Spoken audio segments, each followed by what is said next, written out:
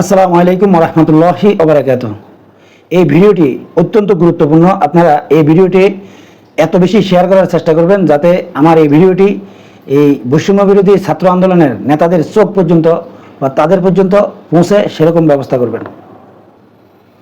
বর্তমানে বৈষম্য বিরোধী ছাত্র আন্দোলনের নেতারা বাংলাদেশের জনগণের কাছে একজন সুপার হিরোতে পরিণত হয়ে আছেন এবং জনগণ তাদেরকে আসলে এতটাই অনুসরণ করছে, তাদের ন্যাক উদ্দেশ্যগুলো সম্পর্কে তারা খুব আগ্রহী হয়ে আছে এবং তাদেরকে সাধারণ জনগণ খুব সাপোর্ট করে আসছেন।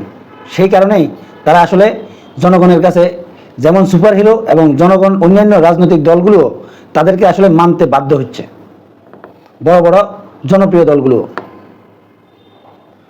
এই বৈষম্য বিরোধী ছাত্রদের বা ছাত্র নেতাদের জনগণের কাছে বিতর্কিত করার জন্য একটা মহল খুব সূক্ষ্মভাবে কাজ করে যাচ্ছে। আজকে আমি আপনাদেরকে সেটাই বলবো এবং প্রমাণসহ বোঝানোর চেষ্টা করব। মনে রাখতে হবে, এই বৈষম্য বিরোধী আন্দোলনে ছাত্রদেরকে বা যেসব ছাত্ররা এই আন্দোলনে শরিক হয়েছে তাদের মধ্যে 98% ছাত্র ইসলামী মূল্যবোধে বিশ্বাসী এবং প্রত্যেকেই ইসলামকে ভালোবাসে এবং যেসব সাধারণ জনতা তাদের সাথে যুক্ত হয়েছে প্রত্যেকে ইসলাম প্রিয় এবং ইসলামী দলগুলোর নেতাকর্মীরা কিন্তু খুব আপ্রাণ তাদের পাশে দাঁড়ানোর চেষ্টা করেছে। বর্তমানে এই বৈষম্য বিরোধী ছাত্র নেতাদেরকে সম্পূর্ণরূপে বুদ্ধি পরামর্শ দিয়ে তাদেরকে মডিফাই করার চেষ্টা করছে এবং তাদেরকে মডিফাই করছে কিন্তু কিছু বামপন্থী নেতারা। তারা তাদের সাথে এমনভাবে মিশে যাচ্ছে যে তাদেরকে সব পরামর্শ কিন্তু তারাই দিচ্ছে।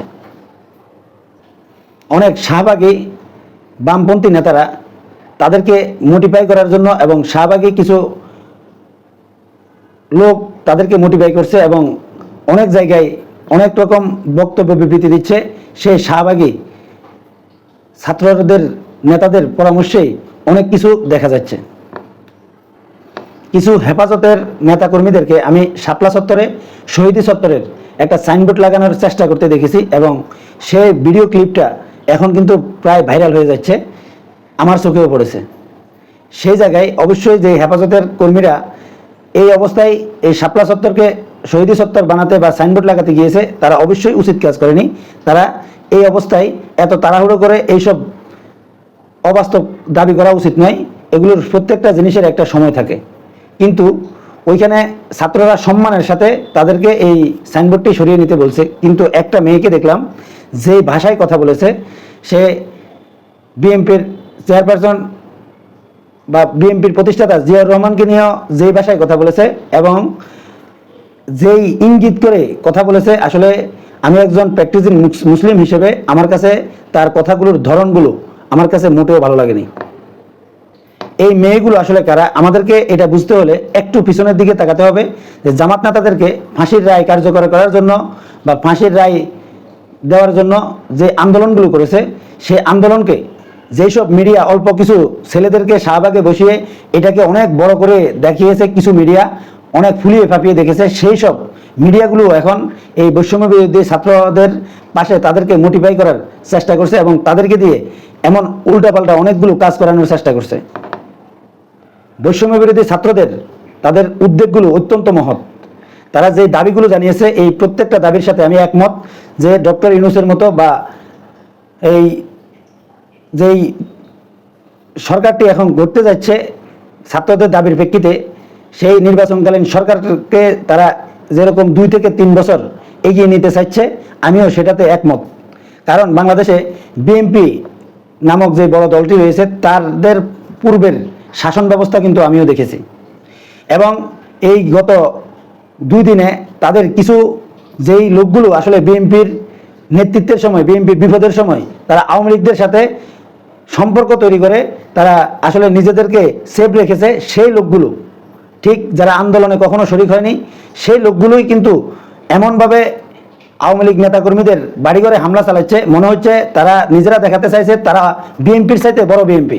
যারা সত্যিকার অর্থে বিএনপিকে ভালোবাসে তাদের চাইতে বড় বিএনপি দেখাচ্ছে। আসলে এইসব তেলবাজ, এইসব ধান্দাবাজ লোকদেরকে আসলে একটা সময় এই বিএনপির মতো বড় দলে যোগ দিবে তারা এবং তারা আসলে বিভিন্ন এলাকায় পূর্বের মতো আসলে ধান্দাবাজি করবে।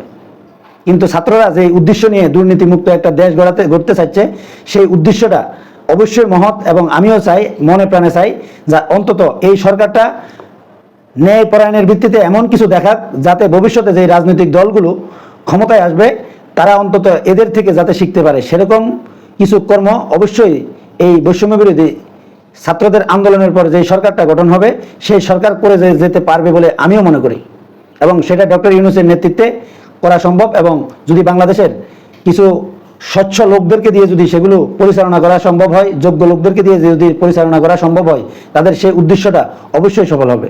কিন্তু যেই কারণগুলোর কারণে তাদের এই সৎ উদ্দেশ্যকে ধ্বংস করে দিতে চায় বা তাদেরকে ধ্বংস করে দিতে পারে, যেমন যেই বামপন্থী এবং যেই বামপন্থী নেতাদের বুদ্ধি পরামর্শে তারা এখন মোটিফাই হচ্ছে বা তাদের কাছাকাছি গেছে, ছাত্ররা অবশ্যই রাজনীতির অনেক পলিটিক্স বুঝবে না, তাদেরকে দিয়ে কিছু স্বার্থ উদ্ধার করতে চাইছে। এই বামপন্থীদের অনেকেই রয়েছে উপরে হয়তো দেশপ্রেম দেখাচ্ছে, বিতর্কত অনেক সময় ইন্ডিয়ার দালালি করেছে, সরকারের দালালি করেছে, এরকম বহুত লোক রয়েছে যারা বিগত সরকারের আমলে উপরে একরকম ছিল, ভিতরে অন্যরকমও ছিল। এরকম লোকদের মোটিফাই হয়ে তারা এই ছাত্রদেরকে দিয়ে তাদের কিছু উদ্দেশ্য হাসিল করতে চায়। এরা আসলে বাংলাদেশের এই বামপন্থী নেতারা বাংলাদেশের কোনো জায়গায় সিট পাওয়া তো দূরের কথা, তারা একটা মেম্বারও হতে পারবে না, কারণ তারা জনগণের পালস বুঝে, আসলে রাজনীতিও করা বুঝে না। এইসব লোকদের দ্বারা মোটিফাই হচ্ছে ছাত্ররা। এবং ইসলাম বিরোধী বা ইসলামকে আঘাত করে এরকম কথা যদি কোনো প্রকার এই বৈষম্য বিরোধী নেতাদের মুখ থেকে যদি একবারও বের করতে পারে এই বামপন্থীরা, তাহলে আসলে এই বৈষম্য বিরোধী ছাত্ররা যে ত্যাগ স্বীকার করে বাংলাদেশকে এই 2024 সালে স্বাধীন করেছে, যেসব উদ্দেশ্য সফল করার জন্য তাদের সৎ উদ্দেশ্যগুলো, এই প্রত্যেকটা উদ্দেশ্য ব্যাহত হতে পারে। কারণ জিয়াউর রহমানকে নিয়ে কুরুচিপূর্ণ বক্তব্য দেওয়া এবং ইসলামপন্থীদেরকে নিয়ে কুরুচিপূর্ণ বক্তব্য অবশ্যই দেওয়া সম্ভব নয়। এবং যেই হেফাজত নেতারা আসলে ওইখানে শাপলা চত্বরে শহীদ চত্বর বানাতে গিয়েছে, এটা তাদের দূরদর্শিতার অভাব, তারা এটা অবশ্যই ভালো কাজ করেনি। কিন্তু তাদেরকে সাথে ব্যবহার করার সময়, কথা বলার সময় অবশ্যই ব্যালেন্স রাখতে হবে। কারণ আমরা শাহবাগী প্রত্যেকটা ছেলেদেরকে, প্রত্যেকটা নেতাদেরকে আমরাও চিনি, এবং বাংলাদেশের ইসলামপ্রিয় মানুষরা কিন্তু চিনে। এই ইসলামপ্রিয় মানুষদের কারণেই আমরা যারা এই ছাত্রদেরকে সহযোগিতা করেছি, সেই সহযোগিতার কারণেই কিন্তু ছাত্ররা সফল হয়েছে। শুধু ছাত্রদেরকে দিয়েই এই ফ্যাসিবাদ আওয়ামী লীগকে সরানো যেত না। এই ছাত্ররা কারা? তাদের সাথে জনতা মিলে হয়েছে। এই জনতারা কারা? তারা প্রত্যেকেই ইসলামকে ভালোবাসে। এই যে ছাত্ররা আন্দোলনে নেমেছে তাদের মধ্যে 98% ইসলামকে ভালোবাসে। অতএব এইসব শাহবাগীদেরকে ছাত্ররা যাতে বেশি গুরুত্ব না দিয়ে ফেলে এবং তাদের পড়াশোনায় এমন কোনো বক্তব্য যাতে না দেয় যে বক্তব্যের কারণে বাংলাদেশের ইসলামপ্রিয় মানুষ খেপে না যায়, বা বাংলাদেশের সত্যিকার অর্থে বিএনপির যে সমর্থকগুলো রয়েছে যারা আসলে সৎ চিন্তা করে, তারা যাতে তাদের উপরে খেপে না যায়।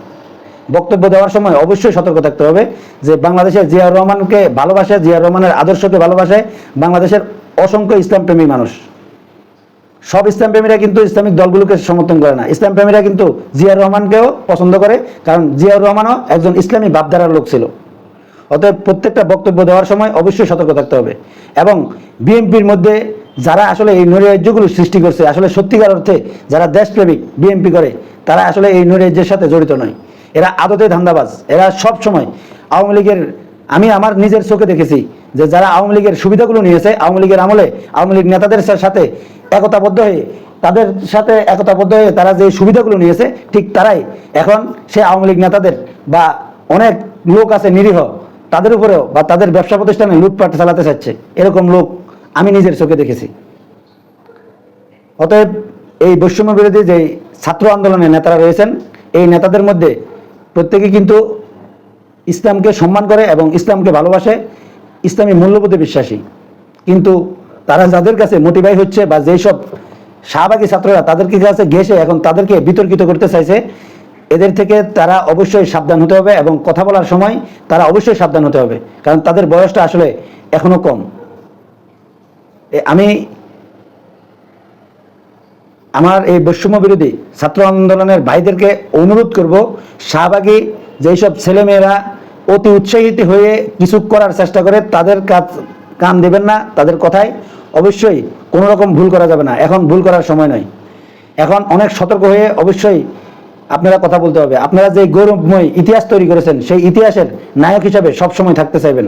জনগণের বিরুদ্ধে জনগণ আপনাদেরকে ভুল বুঝে এমন কোনো কাজ করা যাবে না।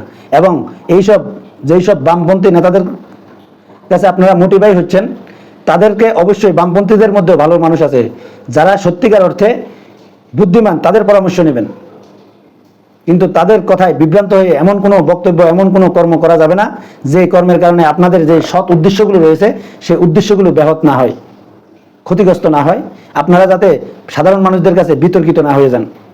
অবশ্যই সেদিকে আপনাদেরকে খেয়াল রাখতে হবে। এটা আমি একদম সরল মন থেকে, আমার যে বিবেক, সেই বিবেক থেকে আপনাদের কাছে এই পরামর্শ, প্রত্যেকে আমার এই ভিডিওটি একটু শেয়ার করার চেষ্টা করবেন এবং এই ভিডিওটি যাতে এই বৈষম্য বিরোধী নেতাদের পর্যন্ত পৌঁছে সেই ব্যবস্থা করে দেবেন। সবাইকে অসংখ্য ধন্যবাদ জানিয়ে, এবং এই বাংলাদেশের তরুণ সমাজরা তাদের সঠিক উদ্দেশ্য, তাদের ন্যাক উদ্দেশ্য যাতে সঠিকভাবে বাস্তবায়ন করতে পারে, এবং ডক্টর ইউনূসের নেতৃত্বে যে দলটি গঠন হবে তারা যাতে বাংলাদেশকে সম্পূর্ণরূপে দুর্নীতিমুক্ত করতে পারে, এবং বাংলাদেশের রাষ্ট্রীয় প্রতিষ্ঠানে কেউ দুর্নীতি করার, ঘুষ চাওয়ার সাহস যাতে না করে, সেরকম সংবিধান, সেরকম আইন যাতে তৈরি করে দিয়ে যান, সেই কামনা রেখেই আমি আজকের মতো এই ভিডিওটি শেষ করলাম। ভবিষ্যতেও এরকম পরামর্শমূলক ভিডিও ইনশাল্লাহ আসবে। সবাইকে দেখার আমন্ত্রণ জানিয়ে বিদায় নিচ্ছি। আল্লাহ হাফেজ।